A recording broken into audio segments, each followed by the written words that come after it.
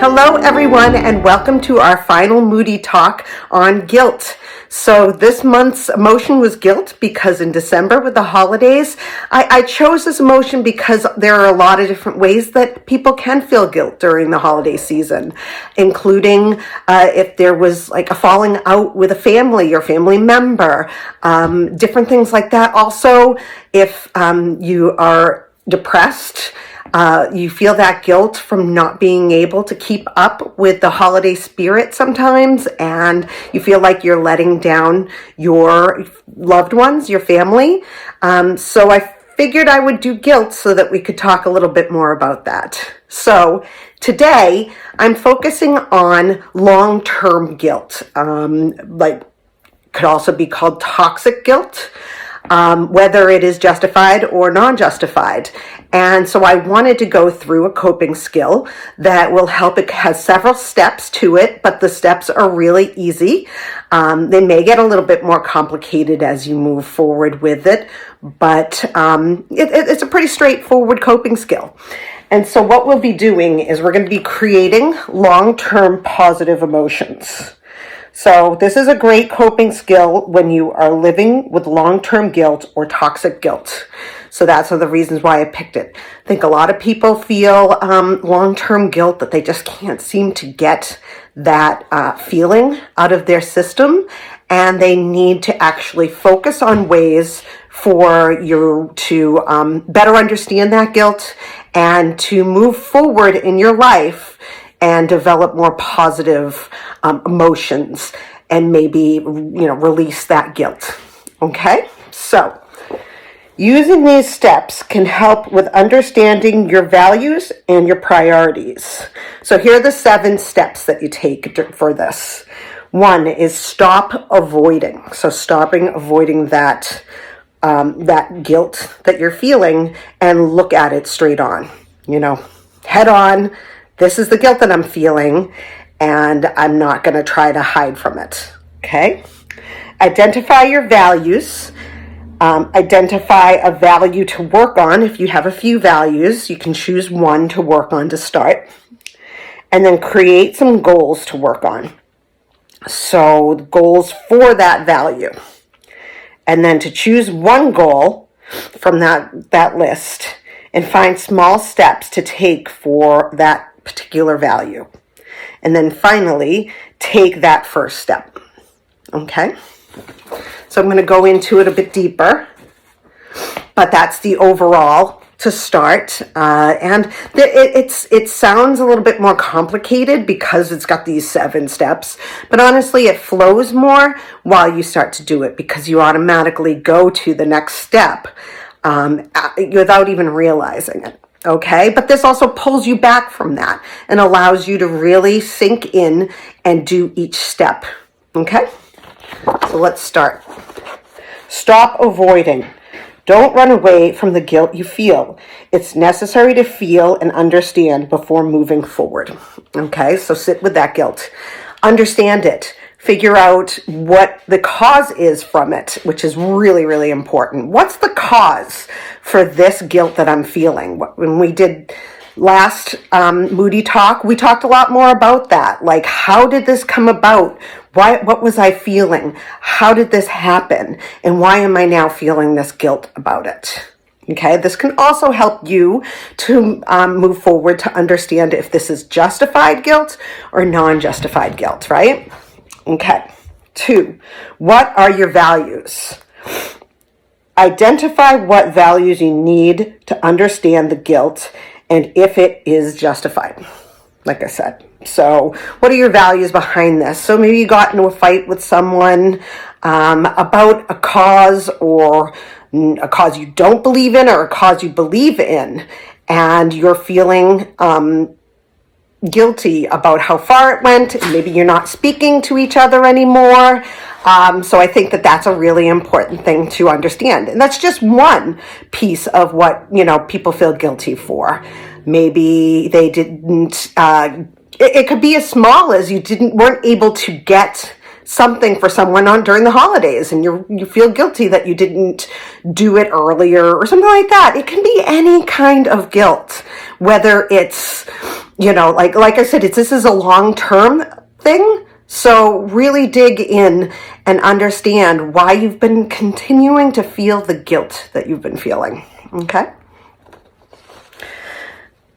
If more than one value, choose a single value to work on. Okay? So let's say the value has something to do with the fight and how you feel about what you said, and if you feel as though that is the end all be all of how your values work. Sometimes it's standing up for people who aren't able to stand up for themselves, and maybe it's that you feel as though you shouldn't have to. It's really all about you and your values. You don't have to make this am I a good person or am I not a good person? Of course, my cats are fighting behind me now. But anyway, so that's really what you need to focus on, is what's that value? And, then you can move forward and think of some goals you want for this value. Maybe it's to understand your feelings about this value and why you can choose to follow it, or why you chose to follow it or ignore it. So this is where your value comes in that you had, and you're understanding the cores of that value that you have. And now you need to think of a goal to move forward with that value. Okay? Next. 5. Choose one goal to work on immediately. Okay? So maybe the goal with this value is to go back to the person, if they're willing to talk, and really talk through so that they understand how you feel about something, regardless of if they agree or not. This could be a goal that you have. So maybe you can find middle ground with them, or you can, may have made that movement forward, and you need to move on with that guilt and figuring out how to get over it. Okay? Identify small steps to work on this goal. Even something as small as starting a membership with a group and watching how the group works. So I chose this as an example because maybe your values are for a certain community, and you feel as though your values and their values match up, which is what you really want to do with your life in general. You want to meet people who feel the same way that you do, right?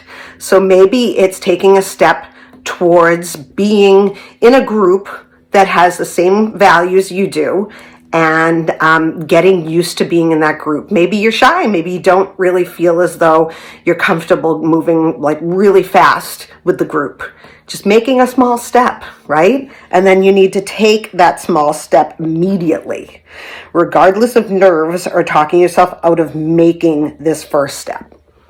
So these are the 7 steps for that, creating that long-term, positive emotion that may come from that guilt. So I feel as though it's important for people to understand that, your values are yours. You feel them for a reason. You have them for a reason. And, regardless of what others feel, these are the values that you've set for yourself. And when you step out of that value, you do the opposite of what that value usually needs. That's where guilt comes in. Okay?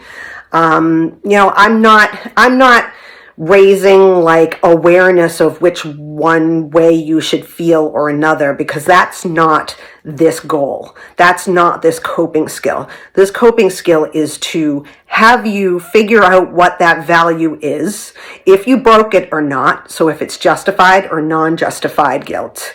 And then you need to move forward to give yourself a more positive outlook of what happened. Maybe that's, like I said, going back to the person and talking with them a bit more about what's happened and why you have that value. And, maybe they still don't believe in that value and you don't agree on it, but you made that step to rectify that fight. and to move forward with, letting go of guilt, letting go of the guilt that happens with that. And maybe, like I said, you find a community, because it's important for people to find values that they have with other people. Because ultimately, if you don't have the same values as a community you're in, you're going to jump into a different kind of guilt, which is actually shame.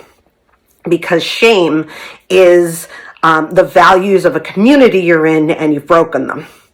And so that's the difference between guilt and shame. Is guilt is your individual values, and if you broke that individual value, whereas shame comes from being in a community of people and not doing what they do, or they don't have the same values, and you feel ashamed because you don't follow the same values as the people that you're hanging out with, the community you're in.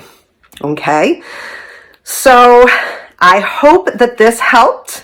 I'm going to put the worksheets again on my site. And you can find all of the Moody Talks for this month on my site, mymoodymonster.com. And I hope that you guys enjoy the new year. Have a wonderful rest of December, and I'll be back with a new emotion of the month in January. Have a great day, everyone. Bye.